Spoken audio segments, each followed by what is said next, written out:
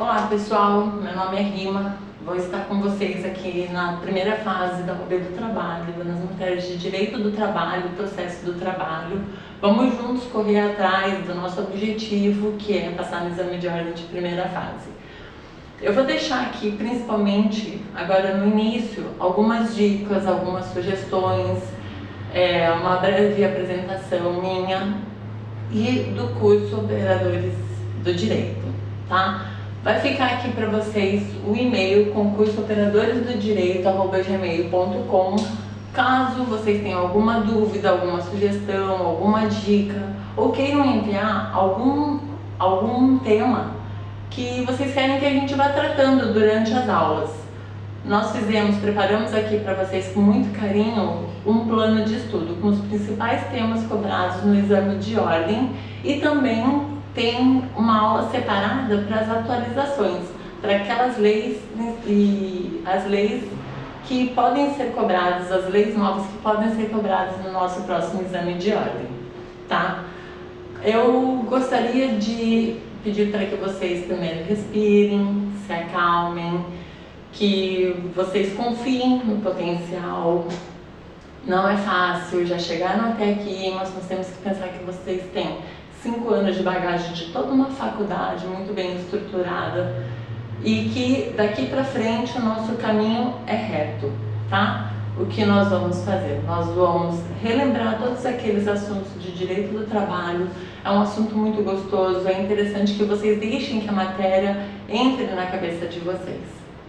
Antes de mais nada, é interessante que ao vocês chegarem para estudar, deixe tudo muito bem organizadinho, ganhe tempo com isso. Já vá ao banheiro antes, já prepare seu café, a sua água e concentre-se, tá?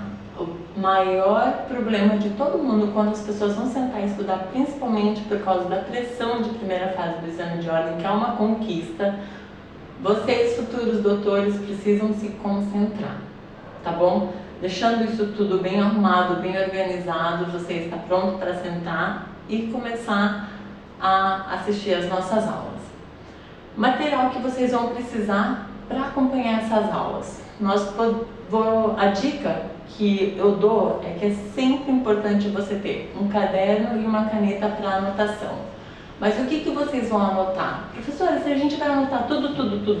Não. O que vocês vão anotar necessariamente são as palavras-chave e os artigos da CLT e aqueles que correspondem ao direito material do trabalho, a Constituição, alguma súmula, alguma OJ. Lembrem-se que apenas o número do artigo da súmula do OJ ou do artigo que corresponde à Constituição, ou se necessário for recorrer ao Código Civil, anote o artigo. Não precisa copiar o artigo. Não é momento de vocês fazerem cópia, tá? O artigo não vai fugir da sua CLT, não vai fugir do seu vadimécum. Então, anotem as palavras-chave, atente-se a isso e também necessário se faz ter uma CLT de preferência atualizada. Ah, mas professora, eu não tenho uma CLT atualizada. Então vamos atualizá-la nós aqui juntos, tá? É muito importante que vocês tenham um código para vocês, quando necessário, pararem essa aula, dar uma lida no artigo, voltar à aula para tentar entender tudo aquilo, para entender tudo aquilo que nós estamos passando para vocês. Um livro que eu gosto muito, porque eu sei que tem muitos alunos que preferem acompanhar por um resumo, uma doutrina, é esse aqui, Manual de Direito do Trabalho, do Vicente Paulo e do Marcelo Alexandrino. Esse livro aqui, ele é um livro super didático, é um livro que eu acompanho para as aulas, principalmente para conceitos, tá? Ele é de fácil entendimento, é um manual que você consegue ler e entender também, acompanhado das aulas que nós estamos expondo aqui, que nós vamos passar aqui, dos temas que nós vamos discutir durante essas aulas. É um livro muito bom para você fazer esse tipo de acompanhamento. Então nós vamos ter no seu espaço de estudo um computador para você poder assistir a aula, um livro de resumos ou um manual. Se você não quiser esse, professor, eu não tenho esse manual, Então é simples, você pode pegar um resumo jurídico daquele autor que você mais entende, que você mais gosta, que você mais se identifica e acompanhar durante as aulas. Mas professor, eu não quero um livro de resumos. Não tem problema. Nós, do Operadores do Direito, nós vamos estar disponibilizando um material didático, um material complementar junto às aulas para aqueles que adquiriram o curso de primeira fase, tá? Daqui do concurso dos Operadores do Direito. Todos aqueles que adquiriram o curso de primeira fase vão estar recebendo um material complementar com todas as aulas, com os artigos, um resumo das aulas. Vai ser um complemento para suas anotações e para o seu estudo também, seu estudo diário. Ah, professor, eu posso imprimir o material complementar e acompanhar pelas aulas ao invés de anotar? Pode, é até bom. É bom porque além de você estar lendo, você vai estar também acompanhando o material e vai estar complementando com tudo aquilo que você achar necessário. Tá? Então, qualquer dúvida, qualquer sugestão, qualquer comentário que vocês queiram fazer, vocês podem mandar um e-mail para nós no concurso operadoresdodireito@gmail.com, que nós com muito carinho, com muita dedicação, vamos tentar responder a todos. E dependendo do que for discutido, nós podemos também trazer para a aula, tá bom? Isso vai ser muito importante, porque às vezes a dúvida de um pode ser a dúvida de muitos. Então, sem mais delongas, sejam bem-vindos ao concurso dos Operadores do Direito e vamos começar a trabalhar nessa primeira aula de conceitos de empregado e empregador e de contratos de trabalho, tá bom? Vamos lá então começar? Vamos começar com o conceito de empregado e empregador. Vamos direto para a nossa CLT, então, vamos ver o que a CLT nos diz sobre empregado e empregador nos seus artigos 3º e 2º. Eu vou pedir para vocês também que com uma canetinha marca-texto, grifem as palavras mais importantes desses dois artigos, que vai ser o nosso objeto de estudo dessa primeira aula. Vou pedir licença para vocês para ler o artigo 2º e 3º e assim vamos dar continuidade à nossa aula, tá bom? Vamos começar pelo artigo 3º, que vai falar sobre empregado, que diz o seguinte, que considera-se empregado toda pessoa física que prestar serviços de natureza não eventual a empregador sob dependência deste e mediante salário. E o artigo 2º diz o seguinte, que considera-se empregador a empresa individual ou coletiva que, assumindo os riscos da atividade econômica, ele admite, assalaria e dirige a prestação pessoal de serviços. Com esses dois artigos, além do conceito de empregado e empregador, nós temos também os requisitos específicos, que são 5, e são essas as palavras que nós vamos grifar, de empregado, tanto no artigo 3º quanto no artigo 2º. No artigo 3º, nós vamos grifar a pessoa física, tá? Vamos grifar também não eventual. Vamos grifar dependência e salário. No artigo 2º, nós vamos grifar assumindo os riscos, que é sobre o empregador, que admite, assalaria e dirige. Com isso, nós vamos estudar os requisitos imprescindíveis para a caracterização do empregado, que são esses 5 que nós acabamos de falar, que é a pessoa física ou natural. Quem é a pessoa física ou natural?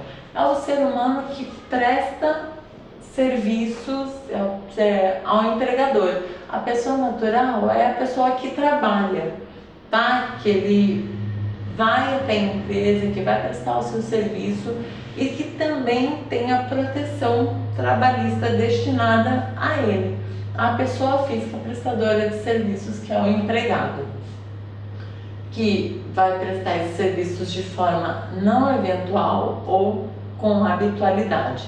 Habitualidade não é necessariamente estar todos os dias na empresa prestando os serviços. A habitualidade ela pode ser vista, ser considerada com apenas 2 ou 3 vezes na empresa. Por exemplo, a tia que faz a limpeza, ela tem horário para entrar, ela tem horário para sair, ela tem horário para intervalo de descanso e alimentação, e ela vai até a empresa 2 ou 3 vezes com dias certos e horas certas. Essa tia da limpeza, ela é considerada empregada? Sim, se ela preencher todos esses requisitos que nós falamos aqui, sim, ela é considerada uma empregada da empresa. Por quê? Justamente por isso, porque ela é uma pessoa física, tá? Ela presta serviço com habitualidade, 2 ou 3 vezes por semana, de acordo com o seu contrato de trabalho. Ela tem um horário para entrar, para sair, descanso, alimentação e afins. Ela vai receber ordens do seu patrão, ela vai estar sob dependência de outrem, tá? Que é o nosso próximo requisito, que é a subordinação ou a dependência, que é quando que o trabalhador, cuja atividade é exercida sob a dependência de uma outra pessoa, tá? Do empregador, daquela pessoa que contratou o empregado. Então, a subordinação nada mais é que a prestação de serviços feita do empregado para quem ele se dirige, para quem o contratou. Salário. Salário, nós vamos encontrar o seu conceito no artigo 76 da CLT, que diz exatamente o seguinte, tá?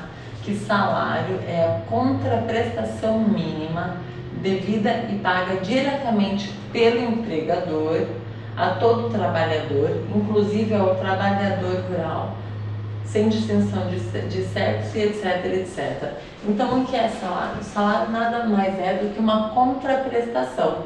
Todo o serviço que o empregado fez na empresa, ele vai receber como uma forma de retribuição, tá? Mas nós temos que tomar cuidado com uma situação. Quando acontecer a gratuidade, que nós não podemos confundir com um trabalho voluntário, por exemplo, tá? O que acontece? Por exemplo, se João prestou serviços para Mário, e isso durante um período de 12 meses. Durante 12 meses, João ia lá, ele cuidava do jardim de Mário, e cuidava, mas durante esse período todo, ele não recebeu essa contraprestação, ele não recebeu a sua retribuição, tá? O que acontece? Por causa dos requisitos de emprego, através da continuidade sob as dependências, as ordens de Mário, João continuou de forma habitual, não eventual, essa prestação de serviços. E ele ia todos os dias, arrumava o jardim, deixava tudo muito bonito, muito arrumado, muito organizado. Ele não recebeu o salário durante esses meses. O que acontece? Ele perdeu a característica de empregado? Não, ele não perdeu. O que acontece nessa situação? Como houve uma anuência, um acordo entre as partes de João estar prestando serviços e está preenchendo todos esses requisitos do empregado, Mário, ao final desses 12 meses, vai ter que efetuar esse pagamento a João.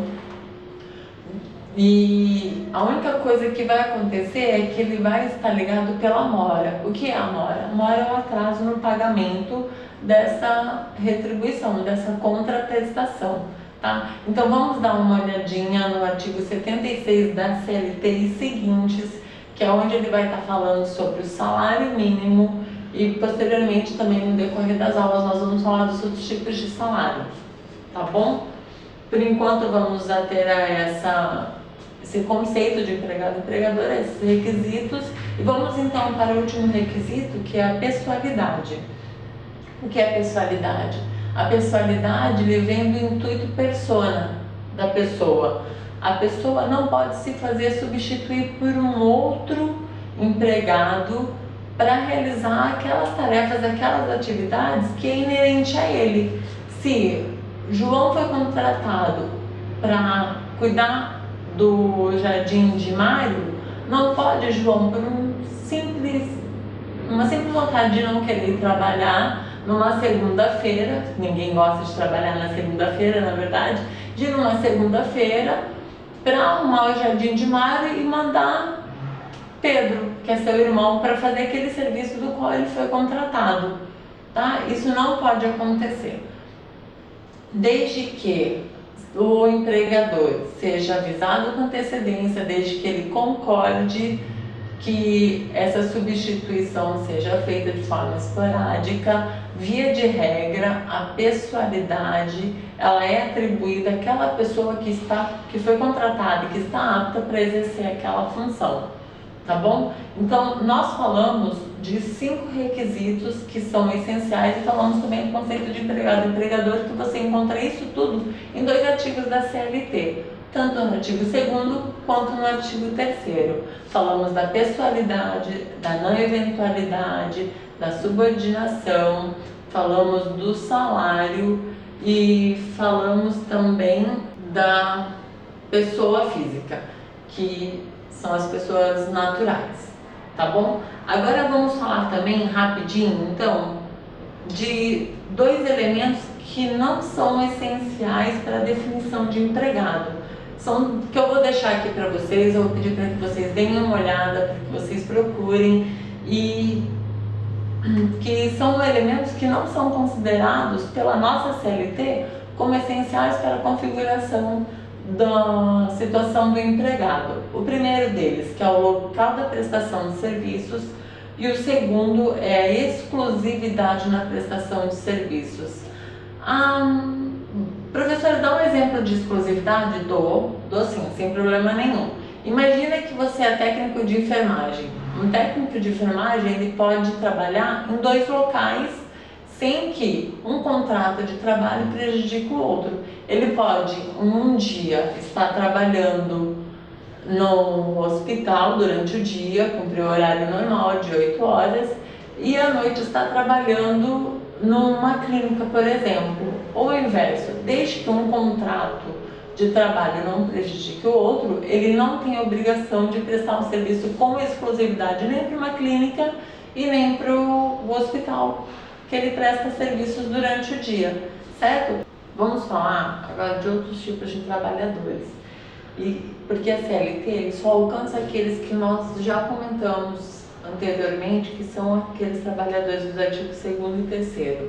Tá? Aqui nós vamos tratar do trabalhador autônomo, do trabalhador eventual, vamos falar um pouquinho sobre o avulso, sobre o estagiário. Vamos falar também daqueles que prestam serviço voluntário e o temporário. O que cai bastante na nossa prova da CLT, além dos estagiários, é o temporário. Mas vamos dar uma passadinha por todos eles de forma breve e vamos falar rapidinho um pouquinho sobre eles. Quem é o trabalhador autônomo? Ele é uma pessoa física que presta serviços de forma habitual, mas por conta própria. Ele trabalha para ele mesmo, tá? E ele pode prestar serviço a uma ou mais pessoas e, além de tudo, ele assume os riscos da sua atividade. Ele trabalha sem vínculo algum de subordinação, tá bom? Agora o eventual, o nome já diz, ele trabalha com eventualidade, diferente do empregado, que vai lá e está sempre à disposição da empresa. O trabalhador eventual vai estar lá enquanto ele tiver que realizar uma certa tarefa. Ele trabalha sob subordinação de outra, só que essa subordinação ela é curta, de curta duração. Ela não se estende com o tempo, tá? O trabalhador eventual também ele não se fixa a uma fonte de trabalho. Ele terminou o primeiro serviço, daí ele vai em busca de um outro serviço, terminou, vai atrás de outro, depois de outro, e assim sucessivamente ele vai levando o seu serviço para mais de uma empresa, para várias empresas. Me dá um exemplo de um trabalhador eventual? Dou sim mesmo, porque nós não podemos confundir o eventual com o temporário, nem com com um contrato por prazo determinado. O trabalhador eventual pode ser um baia-fria, ele pode ser um volante rural, e agora a moda é ser um freelance, né? Agora a moda é essa, é você trabalhar como freelance, são os famosos bicos. Você vai prestar seus serviços ali por 2, 3 dias e depois você corre atrás de um outro serviço, de um outro trabalho, um outro prestador. Tem também o trabalhador avulso. Quem é o trabalhador avulso? Aqui nós temos uma história um pouco mais bacana para comentar. Ele surgiu da necessidade de carga e descarga dos portos. Esses trabalhadores, eles não eram contratados de forma direta para a realização dos seus serviços. Sempre, e sempre mesmo, que uma empresa de navegação precisava de mão de obra para essas cargas e descargas dos navios, eles entravam em contato com o Sindicato dos Trabalhadores, que enviavam para os portos um grupo de pessoas que realizavam essa mão de obra. Por que eles não são empregados? Porque eles realizavam o serviço de forma esporádica, tá? E também eles não recebiam de forma direta das embarcações, daqueles empresários que atracavam seus navios nos portos. Eles eram contratados pelo sindicato e recebiam tudo pelo sindicato. Agora, o mais comum para nós, e acredito que a maioria de nós também, assim como eu, já fiz um estágio, vários estágios na verdade, aprendi muito nos juizados, aprendi muito como conciliadora, aprendi muito na Justiça Federal. Todos nós passamos por essa fase. O que é estágio e quem é que vai nos explicar sobre estágio? Eu vou pedir para vocês darem uma olhada na Lei 11.788 de 2008, que vai dar o seu conceito de estágio no artigo 1º, que é esse artigo que eu vou ler para vocês, mas é muito importante vocês darem uma olhada, dar uma reforçada, tá? Que ele vai definir o estágio da seguinte forma, que é um ato educativo escolar, supervisionado, desenvolvido no âmbito do trabalho, que visa a preparação para o trabalho de educandos que estejam frequentando o ensino regular em instituições de educação superior, profissional de ensino médio, especial e dos anos finais do ensino fundamental, na modalidade profissional de educação de jovens e adultos. Só que nós temos que lembrar que o quê? Que o estágio ele não pode chegar num ponto em que cria um vínculo empregatício com a empresa cedente do estágio e a pessoa que está realizando esse estágio. Ele tem que ter um vínculo com a sua preparação, certo?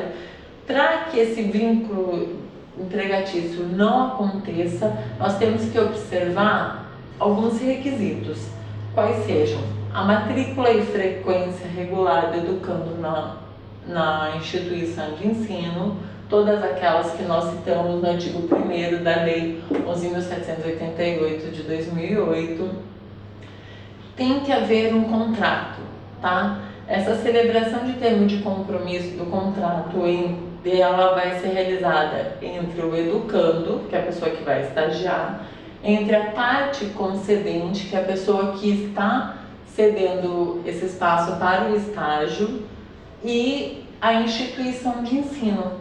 Normalmente, a instituição de ensino costuma pedir um relatório, costuma pedir a frequência também, tanto no estágio. Tem que ter um acordo entre as partes para evitar que esse vínculo de emprego aconteça, tá bom? E a compatibilidade, não menos importante, que eu acho que é o ideal, é normal nós encontrarmos muitos estudantes de direito em escritórios de advocacia, no Fórum de Justiça e alguns órgãos da administração também. Você está em algumas empresas, principalmente se você for advogar na área trabalhista empresarial, no setor jurídico, de assistência jurídica. Então, o estágio ele exige uma certa compatibilidade entre as atividades desenvolvidas, tanto no estágio e aquelas que estão previstas no termo de compromisso que foi celebrado outrora, tá? Eu trouxe aqui para vocês, vai estar disponibilizado no material complementar, uma questão que caiu aqui, eu estou pegando aqui, no 14º Exame de Ordem de 2014. A questão dizia o seguinte: isso na verdade é para vocês começarem a ver como que a banca da FGV coloca as questões nas provas e quais são os meios que você vai ter para resolver, tá? Eu costumo primeiro ler o enunciado de uma questão, separo as palavras-chave sempre e depois eu vou para as alternativas. Essa questão ela fala o seguinte, ó: em 2012, Maria Júlia foi contratada como estagiária de Direito em empresa pública federal. Presta atenção, empresa pública federal, que explora atividade bancária. Então aí tudo certo. A sua tarefa consistia em permanecer parte do tempo em um caixa para receber o pagamento de contas de água, luz, telefone e na outra parte do dia no auxílio de pessoas com dificuldade no uso dos caixas eletrônicos. Então aqui nós já temos uma informação que é muito importante. O que é a empresa pública federal? Aqui a gente já consegue tirar uma informação que empresa pública federal ela contrata mediante concurso. Isso está no artigo 37 da Constituição, tá? Em algum artigo 37, incisos da Constituição. Então, ela desenvolvia duas atividades, que era como caixa e como auxílio, e auxiliava as pessoas. Vamos então agora já temos uma informação bastante importante. Ela era estagiária e prestava serviço para uma empresa pública federal. Tá aí tudo certinho. A letra A diz o seguinte: trata-se de estágio desvirtuado, que assim gerará como consequência o reconhecimento do vínculo empregatício com a empresa, com anotação na CTPS, na Carteira de Trabalho e Previdência Social, e pagamento de todos os direitos devidos. Você está vendo aqui? Existe um estágio desvirtuado? Até aí está tudo certo. Ela trabalhava em uma empresa e exercia suas atividades e o problema não disse se ele era ou não era incompatível com o seu contrato. Então, não podemos considerar que é um estágio desvirtuado. A letra B diz o seguinte, que diante da situação, o juiz do trabalho poderá determinar que o administrador responsável pelo desvirtuamento do estágio pague diretamente uma indenização a Maria Júlia. Tudo errado. O administrador não vai chegar para a estagiária e falar: até que indenização, porque você não é estagiária, agora você é uma empregada, tá tudo errado, isso não existe. A letra C. Não há desvirtuamento de estágio, porque tratando-se a concedente de uma instituição bancária, a atividade de recebimento de contas e auxílio a clientes está inserida na atividade do estagiário. Na verdade, aí está certo até onde ele fala que não há desvirtuamento do estágio, realmente. Até essa parte está tudo certo, não há. Agora, o porquê está completamente errado. Vamos para a alternativa D. Não é possível o reconhecimento do vínculo empregatício, haja vista a natureza jurídica daquele que concedeu o estágio. A natureza jurídica foi uma empresa pública federal. Se ele concedeu o estágio é porque ele pode contratar o estágio. O que ele não pode contratar é o empregado sem ter participado de um concurso público. Daí, para continuar e finalizar, ele diz o seguinte, que exige a prévia aprovação em concurso público. Não é possível o reconhecimento do vínculo empregatício. Então, a letra D está completamente correta. Está correta porque o estágio ele pode ser contratado o estagiário pode ser contratado mediante contrato. Quem não pode ser contratado mediante contrato e que obrigatoriamente para ocupar um cargo no órgão público federal são os empregados que vão ter que enfrentar o concurso.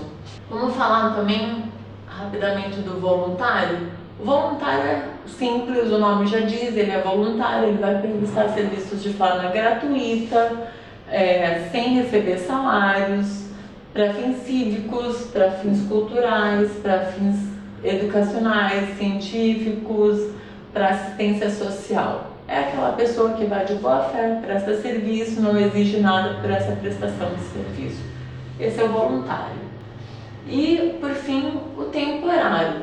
O temporário, ele vai estar aqui, olha, na Lei 6.019 de 74. Eu vou pedir para vocês darem uma lida no artigo 2º, que vai conceituar o temporário. O trabalho temporário é aquele prestado por pessoa física a uma empresa para atender a necessidade transitória, grifem isso, necessidade transitória, de substituição do seu pessoal regular e permanente ou acréscimo extraordinário de serviços.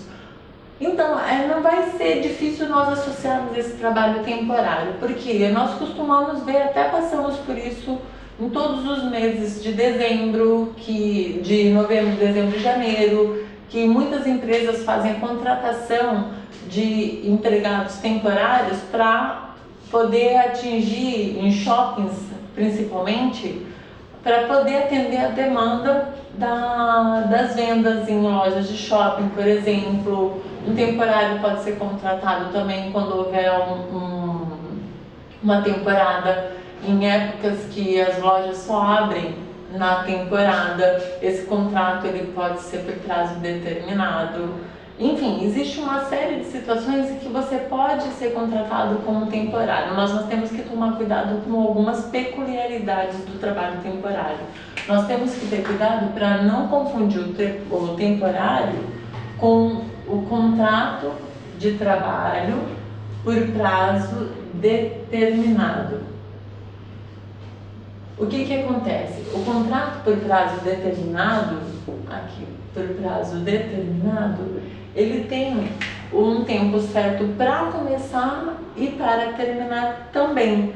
Acontece que o trabalho temporário, quem vai exercer essa atividade, o empregado temporário, ele não vai ser contratado diretamente pela empresa, diferente de quem for assinar um contrato por prazo determinado. Esse empregado aqui, que nós vamos falar mais adiante, inclusive é tema da nossa aula, da nossa continuidade de aula, quem for contratado por prazo determinado, ele vai estar diretamente subordinado, diretamente contratado pela empresa contratante.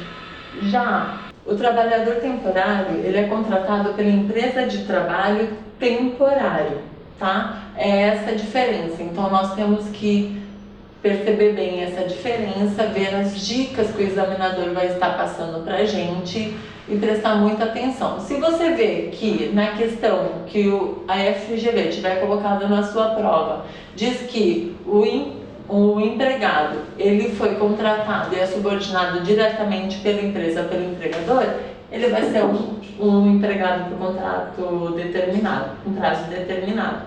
Se ele estiver direcionando como uma empresa de trabalho temporário, que o empregado foi contratado dessa forma para suprir uma necessidade ou para suprir também um acréscimo extraordinário de serviços, ele vai ser um empregado temporário, tá bom? Então, a partir disso, nós temos que prestar atenção também no artigo 443.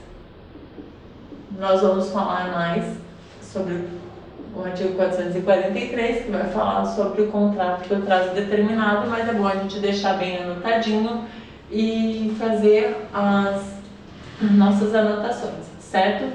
Nossos complementos posteriores. Também não podemos dizer que o trabalho temporário é igual ao trabalho eventual. Por quê? Porque o eventual nós já estudamos, tá? Vamos dar uma revisada rápida. Nós sabemos que o eventual ele não tem uma fonte fixa de trabalho, tá bom? Ele vai estar lá enquanto precisar. Assim que ele terminar aquele serviço, ele terminou, vai embora em busca de outros trabalhos. Perfeito? Então vamos lá, vamos então dar uma atenção especial para empregador. Vamos voltar para o artigo 2º da CLT, só que agora nós vamos falar aqui, o artigo 2º da CLT, nós vamos dar atenção aos seus parágrafos. Vamos dar atenção ao parágrafo 2º da CLT e ao parágrafo 1º. O parágrafo 1º vai falar sobre os equiparados ao empregador. Os equiparados ao empregador, tá? São os equiparados. Por quê? Os equiparados, eles não podem ser recebidos pela nossa CLT como empregador. E o parágrafo 2º, ele vai falar sobre o grupo econômico, tá certo? Mas antes de nós entrarmos nesse tema, nós temos que ter uma breve consideração daquilo que representa a empresa.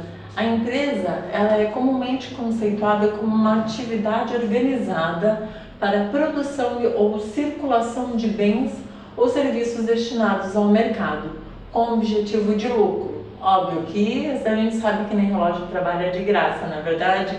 Então a empresa, ela vai estar ali organizada, cada qual ocupando o seu setor, cada qual ocupando a sua atividade, vai estar produzindo ou vai fazer com que aqueles produtos, aqueles bens circulem e os serviços destinados a ela no mercado com o intuito de receber lucro, certo?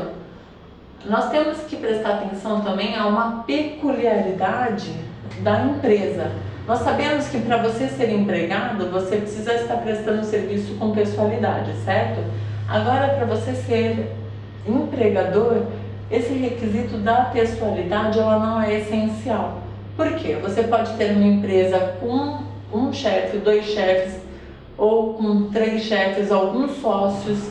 Esses sócios podem passar, distribuir essa responsabilidade, essa subordinação ao gerente, é o gerente que vai estar lá te dando as regras, as normas e tudo aquilo que você vai desempenhar no seu dia a dia.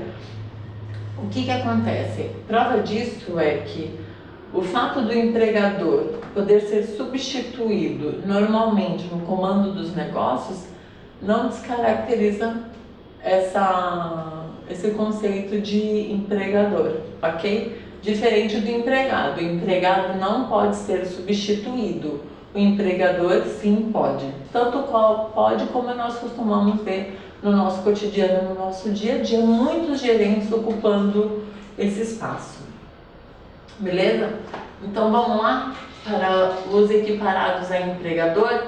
Eu vou ler rapidinho o parágrafo 1º do artigo 2º aqui na nossa CLT e vamos ver o que ela nos mostra. Percebemos o quanto esse artigo 2º e 3º da CLT, o quanto nos encheu de conteúdo? Com esses 2 artigos e parágrafos, nós conseguimos falar sobre bastante coisa. Vamos concluir então com esses 2 temas. Parágrafo 1º do artigo 2º. Equiparam-se ao empregador para os efeitos exclusivos da relação de emprego. Vamos grifar então os profissionais liberais, as instituições de beneficência, as associações recreativas ou outras instituições sem fins lucrativos. Pare de grifar, que admitirem trabalhadores como empregados. O que o parágrafo 1º nos diz aqui? Ele diz o seguinte, que mesmo ele sendo uma instituição sem fins lucrativos, a CLT não vai poder receber essas empresas como como empresa, tá? Porque não tem fins lucrativos. Mas como uma medida assecuratória para o empregado, e pelo fato também de não poderem ser enquadrados no conceito econômico de empresa, a CLT ela buscou equiparar essas pessoas, tá, que nós acabamos de citar, que estão aqui no parágrafo 1º, a empregador. Por quê? Porque daí o intuito disso tudo é de assegurar que esses trabalhadores contratados, como empregados, para essas pessoas, possam receber a proteção jurídica conferida a todos os empregados em geral. O legislador, embora reconhecendo que não são elas empresas, equiparou-as ao empregador para o fim da aplicação das leis trabalhistas. Ou seja, essas pessoas elas vão trabalhar igual, vão ser subordinadas, vão receber igual e ainda assim vão estar assinando a carteira de trabalho, vão receber o fundo de garantia, o 13º, vão ter direito a tudo, tá? Férias, 13º, férias mais 1/3, 13º, e enfim, todos os direitos do empregado, tá bom? Vamos falar um pouquinho então rapidamente de grupo de empresas.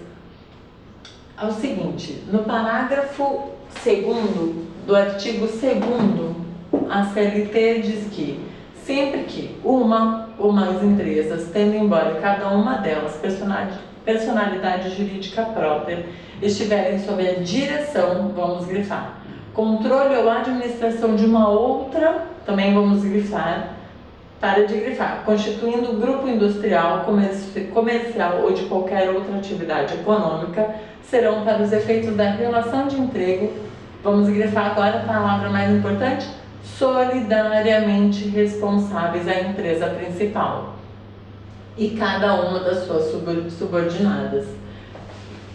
O que acontece? Nós temos várias empresas, cada uma com sua personalidade própria, mas um único dono. Essas empresas elas vão ter responsabilidade solidária entre elas, tá? Porque elas pertencem ao mesmo grupo econômico. Professora, eu trabalho na lanchonete X, o mesmo dono da lanchonete Y, e eu tenho que trabalhar de manhã na X e à tarde na Y. Então eu tenho 2 contratos de trabalho? Não, você não tem. É um contrato só, porque são 2 empresas pertencentes a um único grupo econômico, cujo qual você trabalha em 2 períodos diferentes, tá? Essas empresas elas são solidariamente responsáveis. Se porventura, no caso de uma rescisão contratual, tiver que pagar todas as verbas trabalhistas, qualquer uma das empresas ou as 2 poderão estar no polo passivo da ação. É muito importante a gente lembrar que elas são solidariamente responsáveis à empresa principal e a cada uma delas subordinadas, tá? Você quer um exemplo muito bom? Nós temos o Grupo Itaú ou o Grupo Bradesco. O que acontece? O Grupo Itaú ou o Grupo Bradesco, eles têm uma série de coisas que eles oferecem, além do serviço bancário, de saúde, seguros, enfim. Temos também que vai corroborar com o parágrafo 2º do artigo 2º da CLT, a súmula 129 do TST. O que a súmula nos traz? Ela diz que a prestação de serviços a mais de uma empresa do mesmo grupo econômico durante a mesma jornada de trabalho, vamos prestar atenção nessa mesma jornada de trabalho, não caracteriza, para fixar mesmo, não caracteriza a coexistência de mais de um contrato de trabalho, salve ajuste contrário, tá? Então nós podemos colocar ali na nossa CLT, no artigo 2º, parágrafo 2º, uma observação. Só coloca lá súmula 129 do TST, que ele está corroborando, está mostrando pra gente exatamente que o TST entende da mesma forma que o nosso legislador. Tá beleza? temos um bom exemplo, que é o Grupo Itaú e o Grupo Itaú ou Bradesco, que nos dá essa dimensão, é um exemplo excelente. Se a empresa te oferece serviço bancário, um seguro de saúde, seguro de vida, mais um monte de seguro de automóveis, enfim. Se o empregado trabalha em uma empresa do grupo, ele fica automaticamente garantido quanto ao pagamento de suas verbas trabalhistas por todas as empresas integrantes desse grupo econômico. Tá belezinha? Então vamos passar agora então para o... Olha o salto que nós vamos dar. Vamos sair do artigo 2º e 3º da CLT, da súmula 129 da CLT. Vamos lá para o artigo 442 da CLT. Vamos lá para o 442 da CLT e vamos falar agora sobre o contrato de trabalho. O artigo 442 e seguintes da CLT, ele vai nos ensinar sobre o contrato de trabalho, que tem alguns requisitos também precisamos entender sobre o contrato de trabalho. Existem várias formas de contrato de trabalho. Os mais famosos são os contratos por prazo determinado e indeterminado. Indeterminado ele é o mais comum, certo? O indeterminado é aquele contrato de trabalho que ele tem data para começar, mas ele não tem data para terminar, né? É o mais comum, é o que nós encontramos bastante hoje em dia no mercado de trabalho. O artigo 442 e seguintes da CLT, ele vai tratar do contrato individual do trabalho e diz o seguinte, que o contrato individual de trabalho é um acordo tácito ou expresso correspondente à relação de emprego. O fato dele ser expresso não é do caput do 442 dizer expresso, ele se aplica a alguns tipos de contrato de trabalho que nós vamos ver a seguir também, tá? O contrato de trabalho, ele seria um ato jurídico que efetivamente cria a relação de emprego, certo? Não podemos dizer que é a relação de emprego que faz surgir o contrato, não, porque na verdade não acontece mesmo. Para que exista uma relação de emprego, basta seguir aqueles 5 requisitos que nós estudamos no começo dessa aula e falamos bastante sobre. É o suficiente para existir a relação de emprego, imprescindível que cumpra aqueles 5 requisitos, tá? Agora o contrato de trabalho, ele já é um ato jurídico. Se existe um contrato de trabalho, existe uma relação de emprego. Se existe uma relação de emprego, não necessariamente vai existir um contrato de trabalho. Para entender bem, nós podemos lembrar daqui de alguns requisitos do empregado e vamos agregar mais alguns requisitos do contrato de trabalho, que são as 8 características do contrato de trabalho. O que é fácil? Nós sabemos que o contrato, por ser um contrato, ele precisa de 2 partes, certo? Contratante e contratado. Entende-se que ele é bilateral. Ele vai produzir direitos e obrigações para ambas as partes, certo? O contrato de trabalho também tem uma característica muito importante, que é a onerosidade. Ele tem a remuneração como requisito essencial. Ele é remunerado. Então, o contrato de trabalho é bilateral, é oneroso, ele é também comutativo. As prestações de ambas as partes apresentam relativa equivalência, sendo reconhecidas no mínimo na celebração do ajuste, tá bom? O contrato, ele também é consensual. Isso quer dizer que tem que existir um consenso, uma anuência entre as partes. Além disso, o contrato, ele, além de consensual, ele precisa existir um contrato de adesão. Ou seja, um dos contratantes, sempre o empregado, ele vai ter que se limitar a aceitar as cláusulas e condições previamente estabelecidas pelo empregador.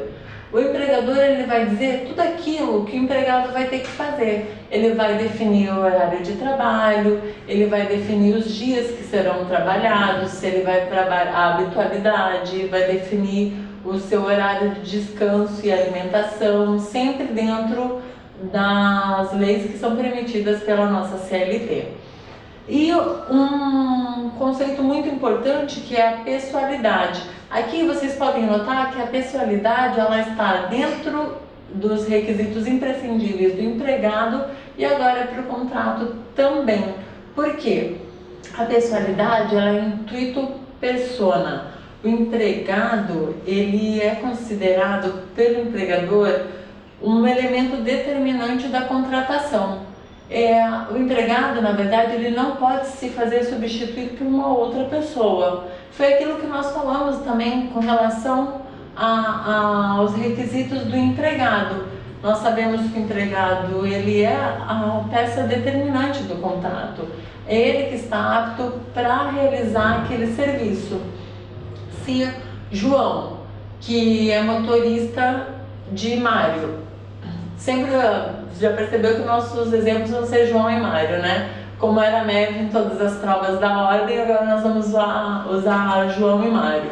É bom porque daí esses exemplos vão ficar guardados na sua cabeça e você vai estar sempre relativizando eles, usando eles para lembrar daquilo tudo que nós estamos conversando aqui hoje, tá? João é motorista de Mário. Um belo dia, João não quer ir para o trabalho, ele está com preguiça, aquela coisa toda de segunda-feira que nós já falamos e não sei o que, e vai mandar Pedro para substituir ele? Não, por quê? Mário confia em João como motorista. Mário quer que João seja seu motorista. Mário contratou João para executar aquela atividade.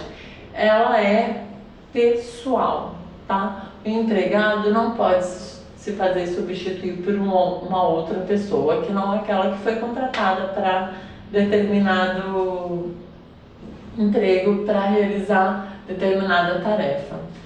E um requisito muito importante, que é o que a gente fala bastante, inclusive é uma característica muito importante do contrato por prazo indeterminado, é a execução continuada. Pois a execução do contrato de trabalho, ela não se exaure numa única prestação de serviço. Ela tem que se prolongar o tempo, tá bom? Um ponto muito importante que eu não posso deixar de falar para vocês é o seguinte, que o contrato de trabalho, ele só será válido quando estiver presentes alguns elementos essenciais dessa relação de trabalho e contrato de trabalho.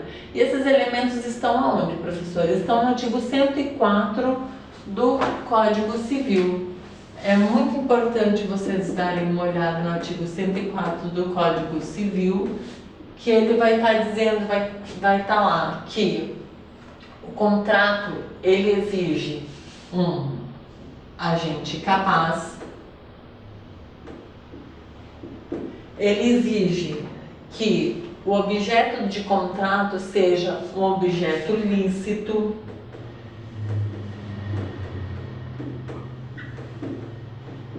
tá? Porque não adianta você chegar e falar assim, eu trabalhei para Joãozinho durante 6 meses, eu tinha horário para entrar, horário para sair, nós conversamos, combinamos, estava tudo certo. E o que você fazia?